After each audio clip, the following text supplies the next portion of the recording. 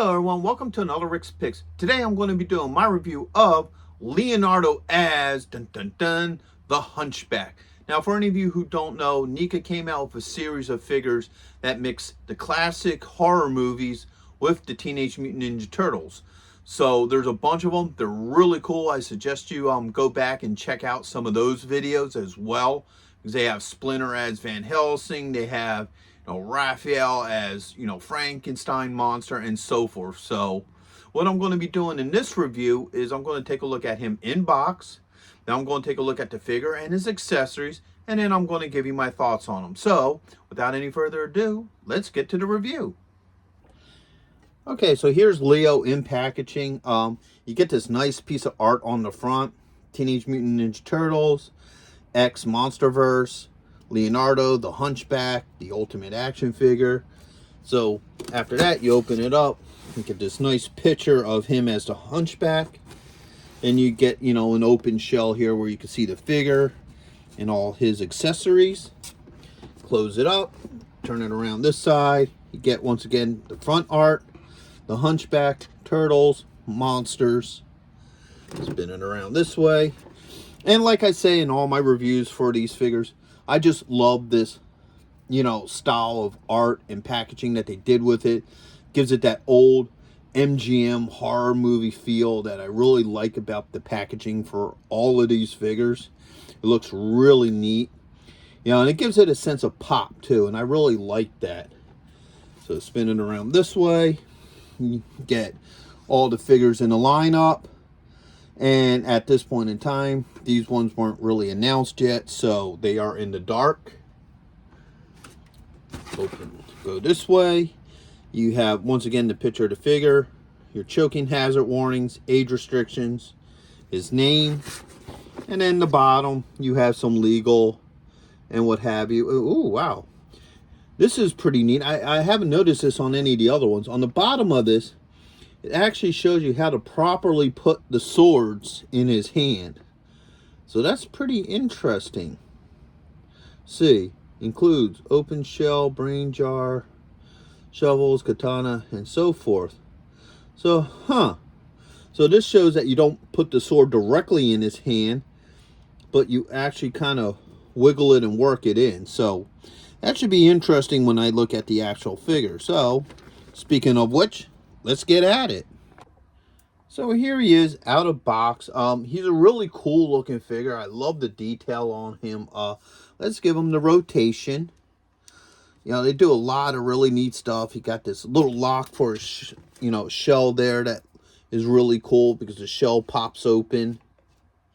And I'll get more into that as we get into the review.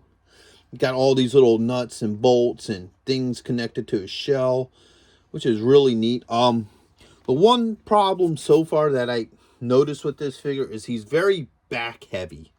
So you're going to probably have to lean him forward because he's going to want to tilt back on you. So let's go through the points of articulation. So his head is on a ball joint. He has a shoulder joint, an elbow joint, a wrist joint. Okay. He does have, let's lift his arm up, a thigh joint with a swivel. He does have a knee joint. It doesn't move very much, but it is there. And he does have an ankle joint. And like I said, he's very back heavy. So be aware of that when you're posing him and setting him up and what have you. So he does come with a couple of accessories. So he has a closed fist. Where's the other one? There's the other closed fist. All right, he has two pointing fingers, so he has this one here and this one. All right, he comes with his two hands here that are supposed to hold his swords. All right, there we go. Speaking of which, he has his two swords, this one and this one. All right. He has flames for those swords, which this is going to be pretty neat to look at. He comes with a shovel, another shovel, It comes with a bone, a skull, and last but not least, he comes with this thing. Now, this is really cool. I like this. The brain inside, you know, the container here, which I guess will eventually go into, you know, Raphael. You know, they don't say whose brain it is. Knowing this, it's probably somebody named Abby Normal or something like that. So this is really neat. I like it. It's really cool. So, hey, are you going to be in the Philadelphia area between September 9th and 10th? If so, check out RetroCon. It's affordable. They have lots of great vendors. There's going to be cosplay competitions, celebrities, and much, much more. So go ahead and check out the link in the description. And also, Samuel J. Jones is going to be there, better known as Flash Gordon. So check it out. Let's look at, you know, how these things work with him. All right. So first, let's go through his hands. Let's see how well this hand comes off. Now, remember, you don't want to ever force anything. You just want to work it. So all I'm doing is slightly pulling and twisting. There we go. That's that hand. Let's get this hand here and pop that in there. All right. That works really well. Went in nice. Let's do the same with this hand. All right. That one came off a little bit easier. All right. So now get them on. Now, the other thing about this figure is his hole for the stand is in a weird spot. It's like in the middle here. So, you know, he stands a little weird on, you know, one of your stands. But once you get him on there, he's perfectly fine. It's just an odd spot for, you know, a hole. So there we go. All right. Let's start with one of the shovels. Now, if you remember what I showed you on the box, it says, don't try to put any of these things in directly. Kind of work it in. So, the fingers are soft. They're really movable. So, just maneuver that in there. That shovel fits in pretty well. This one, you could probably directly do it because there's nothing on the end here. So, this could just slide right in. So, the two shovels work. All right. Pull that out of there. This one, just twist on out. Just like that. All right. Let's see if the bone will work in his hand. So, twist that on in there. And, yeah, he can even carry the bone. So, that's kind of cool, too. Okay. Now, something about this that I noticed too, the lid does open and the brain can actually come out of here, which is kind of neat. So you can actually pull the brain out of there and then close this back up. So I thought that was kind of a neat little tidbit there. All right, now for the big part. Let's see how well these swords working. Now, the reason why they say don't put them in directly is because you got this little spiked ball on the bottom, so you're not going to be able to just drop it in. So let's see how well this twist maneuver works. Very well, actually. That just slid in nice. Slid in really nice into that hand. Let's see how well it works. And like I said, these fingers are really loose. They're really soft, so they're pliable. So you just twist it on in there, in between the thumb and the finger. And, oops, didn't get that one in yet. Hold on. There it goes. Boom. And spin it around. All right. Get him back on here. Odd spot. There it goes. So, yeah. So that works really well. Now, the only thing that I think they could have done better with that was, instead of putting that on the bottom of the box, how to put these swords in, I think they should have probably put it on the back or somewhere where it's a little bit more visible. because most people aren't looking at the bottom of the box. The only reason I found it was because I was doing this review, and as I did the review, I look over the whole box, and it's like, oh, hey, look at that under there. So I think that's the only thing that they probably should have done, was maybe put those little instructions on the back of the box or somewhere where it's a little bit more visible. So let's see how well these flames work on here. All right.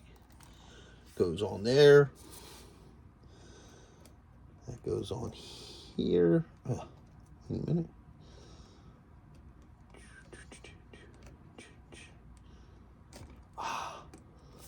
So that goes on just like that. Wow, that's really cool looking. I like that. With the flaming swords and stuff. That's really neat.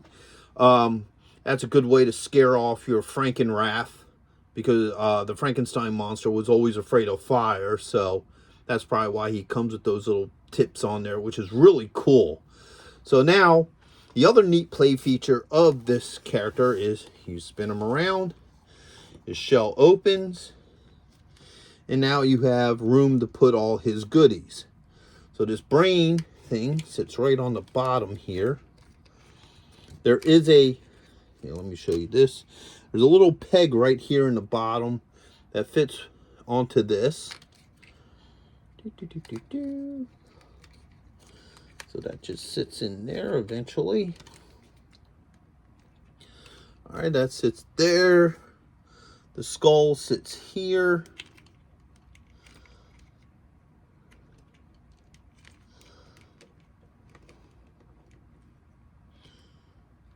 Eventually, how's that supposed to go on there? And that's the flat side.